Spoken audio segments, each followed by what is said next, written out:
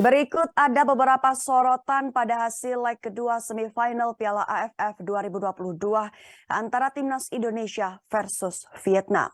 Pertama, pemain Timnas Indonesia Mark Klok terlihat sangat kesal dengan ulah pemain Vietnam Doan Van Hau. Tergelar pada Senin 9 Januari 2023, bek Vietnam Doan Van Hau beberapa kali memancarkan aksi nakalnya dengan mencoba memancing emosi para pemain Timnas Indonesia. Di babak pertama, Van Hau beberapa kali terlibat duel dengan Asnawi Mangku Alam. Pada menit ke-34, setelah Asnawi Mangku Alam melakukan pelanggaran terhadap Van Hau yang berujung kartu kuning. Insiden itu membuat panas kedua kubu. Para pemain mengerumuni wasit dan sama-sama melakukan protes.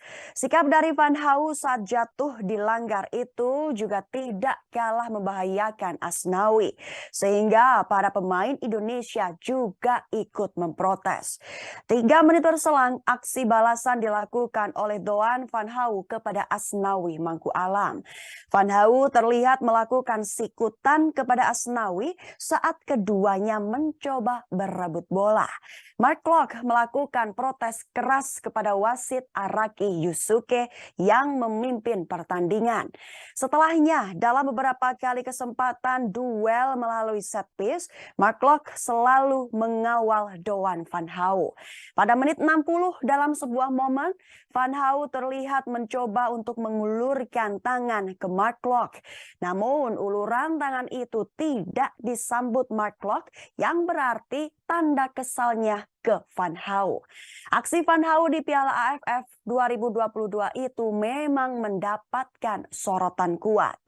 Selain itu, sorotan tajam kedua terkait menurunnya kualitas pemain abroad yang masuk dalam skuad Timnas Indonesia di Piala AFF 2022.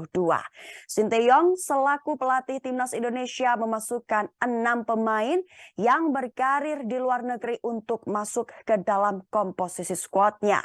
Ke-6 pemain abroad tersebut diantaranya Jordi Amat, Pratama Arhan, dan Asnawi Mangku Alam.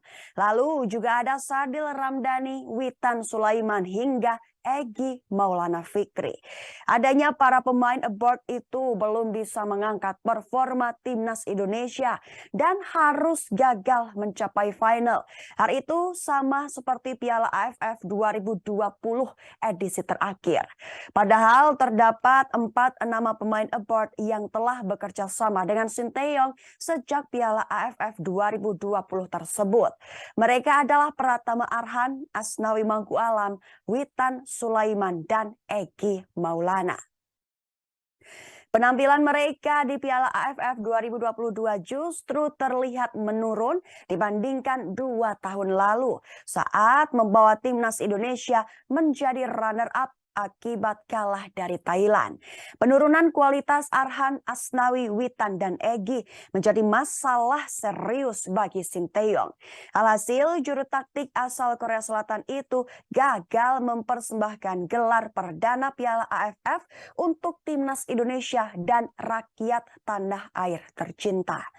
Sementara untuk Jordi Amat dan Sadil Ramdhani merupakan penampilan perdana mereka di ajang bergengsi 2 tahunan ini. Dan itulah 2 faktor terkait sorotan tajam yang mempengaruhi hasil kekalahan Timnas Indonesia atas Vietnam di semifinal Piala AFF 2022. Terima kasih sudah nonton. Jangan lupa like, subscribe, dan share ya.